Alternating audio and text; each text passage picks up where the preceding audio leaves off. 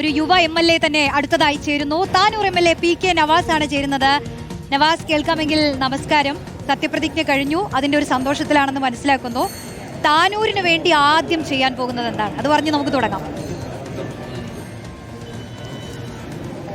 തീർച്ചയായും താനൂരിലെ ഏറ്റവും പ്രധാനപ്പെട്ട പ്രശ്നം നമുക്ക് എല്ലാവർക്കും അറിയാം, കുടിവെള്ളമാണ്. കുടിവെള്ളത്തിന്റെ പേരിലാണ് ലോകരാഷ്ട്രങ്ങൾ തമ്മിൽ അതിർത്തർക്കങ്ങളുള്ളത്. നമ്മളും തമിഴ്നാട് തമ്മിൽ തർക്കമുള്ളത് വെള്ളത്തിന്റെ പേരിലാണ്. സ്വാഭാവികമായി താനൂരിലും കുടിവെള്ളം വലിയ പ്രധാനപ്പെട്ട ഒരു കാര്യമാണ്.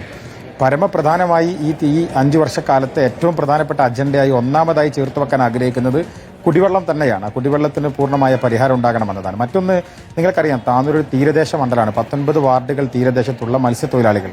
നമ്മൾ കേരളത്തിലെ മത്സ്യത്തൊഴിലാളികളെ നമ്മുടെ പട്ടാളമാണ് എന്നൊക്കെ വിളിച്ചു എന്നല്ലാതെ അവരെങ്ങനെ ജീവിക്കുന്നു, അവരുടെ ജീവിത അവസ്ഥകൾ എന്താണ്, അവരുടെ ദൈനംദിന കാര്യങ്ങൾ നടന്നു പോകുന്നു, അതിനെക്കുറിച്ചൊന്നും കൃത്യമായൊരു പഠനമോ ഒരു അന്വേഷണമോ അതുമായി ബന്ധപ്പെട്ടൊരു പരിഹാരമോ നമ്മുടെ നാട്ടിലില്ല. നമ്മുടെ സർക്കാരുകൾ അത് ചെയ്തിട്ടില്ല. ഇത്തവണ ഞങ്ങൾ ആഗ്രഹിക്കുന്നത് UDF സർക്കാർ അധികാരത്തിരിക്കുമ്പോൾ ശ്രീ VD സതീശന്റെ നേതൃത്വത്തിൽ തീരദേശ ജനതയെ കൈപിടിച്ചു കൊണ്ടുവരാനുള്ള പ്രത്യേക പാക്കേജുകൾ ഉണ്ടാകുമെന്ന് ഞങ്ങൾ വിശ്വസിക്കുകയാണ്. പ്രത്യേകിച്ച് എൻ്റെ താനൂരിലെ 19 വാർഡുകൾ തീരദേശമാണ്. ആ ജനങ്ങളുമായി ബന്ധപ്പെട്ട് അവരുടെ പ്രയാസങ്ങൾ, പ്രതിസന്ധികൾ അത് കേട്ട് അവർക്ക് പരിഹാരങ്ങൾ ഉണ്ടാക്കണം എന്നതാണ് രണ്ടാമതായി ഏറ്റവും കൂടുതൽ ആഗ്രഹിക്കുന്ന ഒരു കാര്യം. മൂന്നാമത്തെ ഒന്ന്, അവിടുത്തെ ഗതാഗത കുരുക്കുകളാണ്. ഒരു മണ്ഡലം, നിയോജക മണ്ഡലത്തിൽ 2-3 ഇടങ്ങളിൽ വലിയ ഗതാഗത കുരുക്കുള്ളതുകൊണ്ട് യഥാർത്ഥത്തിൽ വീർപ്പ് മുട്ടുകയാണ്. അപ്പോൾ അതിനൊരു പരിഹാരം അവിടെ ഉണ്ടാകണം. അത്തരം ജനങ്ങളെ അടിസ്ഥാനപരമായി ബാധിക്കുന്ന കുറേ പ്രശ്നങ്ങൾ പരിഹരിച്ച് തീരാത്തത് അവിടെ ഉണ്ട്. കഴിഞ്ഞ 10 വർഷക്കാലമായ നിയോജക മണ്ഡലം അനുഭവിക്കുന്ന പ്രയാസങ്ങളും പ്രതിസന്ധികളുമാണ്. അതിന് പരിഹാരം കാണണമെന്ന് തന്നെയാണ് പ്രഥമ പരിഗണനയായി ഞങ്ങൾ ആഗ്രഹിക്കുന്നത്. ഓക്കെ, ഇപ്പൊ നേരത്തെ അബിൻ പറയുന്നുണ്ടായിരുന്നു, നിയമസഭയിലെ യുവമുഖങ്ങളായതുകൊണ്ട് തന്നെ താരതമ്യേന ജൂനിയർ ആവുമ്പോൾ എത്രത്തോളം സംസാരിക്കാൻ അവസരം കിട്ടും, അല്ലെങ്കിൽ വിഷയങ്ങൾ എങ്ങനെ അവതരിപ്പിക്കും എന്നുള്ളതിലൊക്കെ ഇങ്ങനെ പറയുന്നുണ്ടായിരുന്നു. അപ്പോൾ നവാസിനോട് ചോദിക്കുമ്പോൾ ഇപ്പൊ നിയമസഭയിൽ നവാസും ആദ്യമായിട്ടാണ്. അപ്പോൾ ആദ്യം പ്രസംഗിക്കാൻ പോകുന്ന ആ പ്രസംഗത്തെക്കുറിച്ച് ഓർത്തോ, വിഷയത്തെക്കുറിച്ച് ഓർത്തോ ഒക്കെ എക്സൈറ്റഡ് ആണോ? തീർച്ചയായിട്ടും അബിൻ പറഞ്ഞ പോലെ ഞങ്ങൾ പുതിയ സാമാജികന്മാർക്ക് സമയം കിട്ടുന്നതിനെ കുറിച്ചൊക്കെ ഞങ്ങൾക്ക് ആശങ്കയുണ്ട്. പക്ഷേ സഭയിൽ ഞങ്ങളാണ് കൂടുതൽ പേരെന്നുള്ള ഒരു പ്രശ്നം ഗുണമുണ്ട്.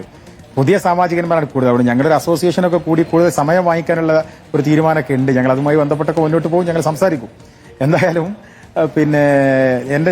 അവനവന്റെ നിയോജക മണ്ഡലത്തെക്കുറിച്ചു മാത്രമല്ലല്ലോ, നമുക്ക് കേരളത്തിന്റെ പൊതു രാഷ്ട്രീയത്തെക്കുറിച്ചൊക്കെ സംസാരിക്കേണ്ടതുണ്ട്. ഇപ്പോൾ നമ്മളൊക്കെ യുവജന വിദ്യാർത്ഥി രാഷ്ട്രീയ രംഗത്തുള്ളവരാണ്.